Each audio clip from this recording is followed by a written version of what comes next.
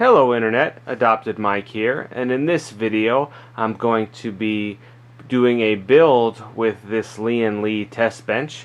I did an unboxing and overview of, and assembly as well too, of this Testbench a little while ago, and now it's time to actually put some hardware in it and finish off my thoughts, if you will, of this particular bench. Okay, so without further ado, let's get started. I'm going to not focus so much on the hardware specs that I'm putting into it rather than just hardware in general. So I'm going to start off by installing a motherboard. I wanted to point out too real quick before installing the motherboard that I am going to go with the double standoff position that is allowed by this test bench for three reasons. Number one, I wanted to improve some airflow by having the motherboard off of the tray a little bit, allow some underneath airflow, that is. Number two, the option to run some cables under the motherboard to kind of clean up the test bench a little bit. And then number three, just to show off how that works on video for people wondering actually how that would work. As you can see here, it's a little taller here under the PCI bracket, and then everything else just has a basically just a double standoff. So anyway, I'm going to go ahead and put the board on this and we'll see how it looks. Okay, so there's the motherboard installed, and as you can see here, we've got plenty of room up underneath for some airflow or a cable running and stuff like that, like I said before. So give a quick look there, and now I'm going to move into the basement and we'll get a power supply and a hard drive installed so we can have some visual reference with those. So now you can see I've got the power supply installed, and then I've got the 8-pin and 24-pin cables run accordingly.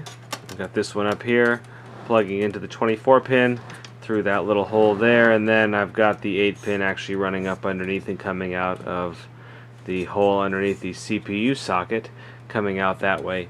Probably not the most effective, but I just wanted to mess around with that higher motherboard standoff, seeing what we can actually do there. So that's a look at what's going on there. And now, as far as hard drive mounting goes, we've got this bracket down here, which we remove the thumb screws, and then the entire bracket comes out, and then the hard drive will mount within this bracket with the supplied screws that came with the test bench, and it'll go through the rubber grommet there, which I think actually is absolutely awesome. I love Lian Li does this, and I've seen some other cases. I want to say like Fractal Design has done some of this where they've used a rubber grommet, and probably some other ones too. Don't get me wrong, I don't know all of them, but I do like that fact because at least then a lot of the vibration is completely gone, doesn't transfer to any other drives or to the chassis itself.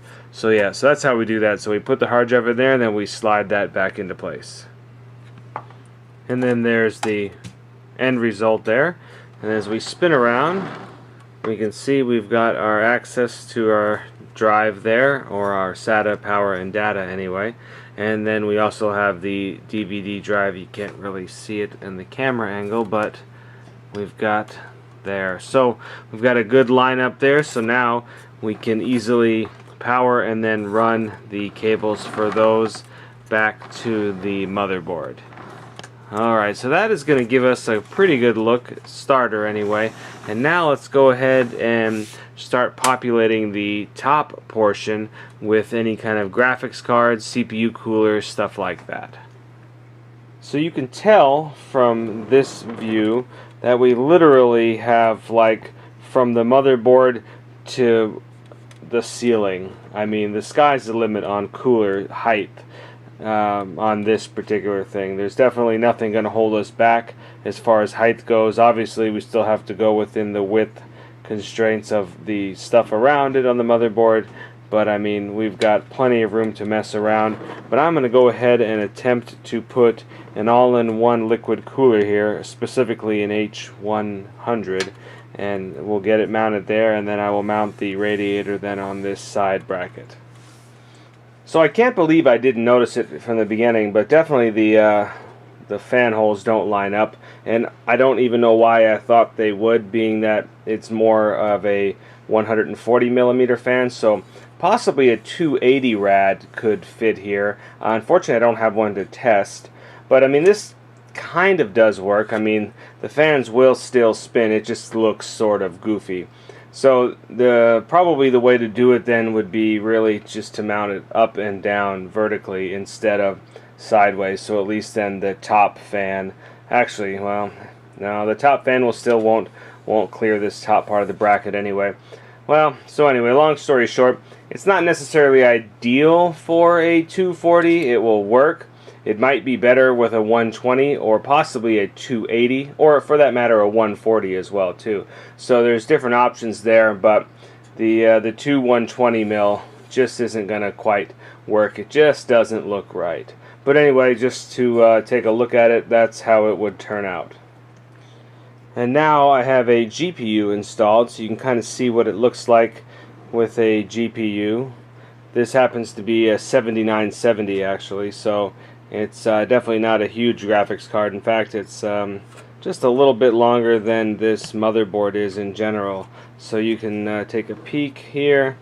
Definitely would have a clearance issue with a longer graphics card and a radiator. So this definitely might be something you just don't want to mount a radiator on here if you have a long graphics card. And if you had a really long graphics card, it's possible that this bracket would not even fit either. Let me get a tape measure real quick, and I'll take a measure from the front to the back, and we can double check. So we'll take a look here. So from the front of the GPU there to the actual if you got to go to where the fan is going to be. So where the fan is going to be is going to give us about 11.5 inches there. Just a hair more. So you have to think, of course you want to give room for the fan to have, to push the air too. So you got about 11.5 inches. That's one thing to think about too, because if you're going to use this bracket without a fan, then you'd have 12.5 inches. With the fan, you have about 11.5. Something to think about. You may not be able to use this fan if you have a very long GPU. You might just be able to use a fan up here. And that brings me back to the whole point.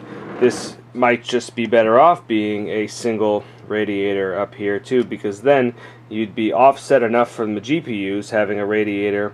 You could do even you could even do a push-pull depending on the RAM orientation there. You may be able to do a push-pull. I would be able to, even though I've got a 24 pin. A longer motherboard, or excuse me, a wider motherboard, might have problems with a push-pull. However, you could still have a fan mounted on this side here pushing, and then one on the other side pulling. A couple of different ways to skin that cat for sure. But I think I'm going to go ahead and just say this is going to be a lot better with air cooling or a 120 millimeter radiator. Then we're not going to have any of the GPU issues. You could do a push, no problem, with almost any motherboard. It looks like, to me, it just looks like there's going to be plenty of room for a push system, especially if you put the radiator on this outside. So that's just something to think about it as far as this bracket, and then what you're going to use for CPU cooling. But yeah, I mean, we get a look at the GPU in there. That 7970 fits just fine, no problem. We could get a way bigger GPU in, get the rest of it going. So now I'm going to do some final wiring, and we'll take a look at the finished product. Alright, so here's what the finished product, in my case anyway, looks like with my setup. And I think you could definitely do some more with cable management, but in my opinion, the idea of a test bench is because you're going to be swapping things a lot. So I really didn't focus a lot on the cable management, although I did mess around with it a little bit just to show demonstrative purposes. So anyway, we talked about before, we've got our hard drive mounting there. We can mount 3 hard drives there. We've got one in, we've got our DVD, we've got our power supply, as you can see, with the semi-modular, so we got some of them, and we got other ones plugged in. So as we spin it around, we can see I've got the 24 pin coming up and over. We've got the GPU following the same thing too.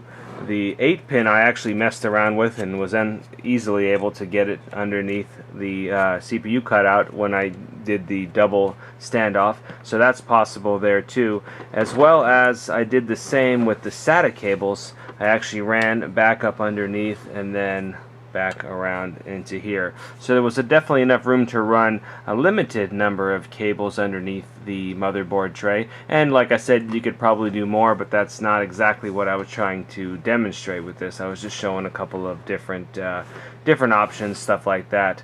The front panel connectors, I lazily just ran them around there and got all that going. So I mean, this is about as good as it gets, for lack of better terms, I guess. I would probably, like before, I think I would probably air cool the CPU. That would help out tremendously, in my opinion, with some of the clutter and some of the hassle with this particular setup. I think it makes the most sense anyway too. I mean, in an open air test bench, you're not really looking for quiet sound or anything like that, or a silent PC. And I suppose if you were looking for that too, you could do an external water cooling mount. There's a lot of external radiators, different things like that you could mess with. But here's where we're at. This is what I ended up with this one. And so my verdict on it would be it's okay. There's definitely some compromise with this, but there's a lot of good things. I mean, I think it's kind of an expensive case for what it is, or expensive test bench rather. It is very light, even with a system in it. Basically, I'm sitting down right now as I do this at the same level, and I just lifted it up sitting down. So I mean, it's definitely very, very easy to move around. It's just a little awkward when it comes to certain things, like we talked about before. GPU length with that bracket, that'd be awkward. No real other way to mount any fans, which is good and bad. Other test benches I've used have had fan mounting options that were a little better, and I've used test benches that have no fan mounting options. So I guess you could go both ways with that. Definitely I like the support for moving the motherboard tray like we discussed before. I think that's great. I like the hard drive support down there with the one, and then the SSD. If you chose, you could mount an SSDs here, 2 of them, or rather just 2.5-inch drives, SSD or hard drive. So I think that's great. So you could have 5 hard drives in this thing before you even had to do something funky. And in fact, if you really wanted to, you could not mount the 2 opticals, and you could mount one. You could have a conversion, a 5.25 to 3.5, and you could put 2 more hard drives up there. So really, if you wanted to, you could get 7 hard drives in this thing, which is crazy, I think, that for a test bench, and mounted correctly without even having to do anything funny, like Velcro or something, which, you know, one option would be you could put something in here, you know, an SSD. But anyway, yeah, so I think, like I said, it's an alright test bench. I don't not recommend it, and I don't recommend it at the same time. It's just going to be what you guys are basically looking for. When it comes to test benches, it's a lot like cases. Everybody has their different views on them, what you're going to use them for, the aesthetics. I think aesthetically this is a nice looking test bench as well too. I'll take a pan back real quick so we can have a look at the entire thing. Aesthetically, it's pleasing, so I think that's something to take into consideration as well too. But anyway, that will wrap up part 2 of my review of the Lian Li Pitstop T60 Testbench. If you liked the video, give me the thumbs up. If you didn't, go ahead and give me the thumbs down. And in the comment section below, let me know what you guys think about this particular one. Like I said, I'm kind of on the fence. I mean, I kind of like it and I kind of don't like it. It's just this one is a strange one for me. But anyway, as always, thank you for watching.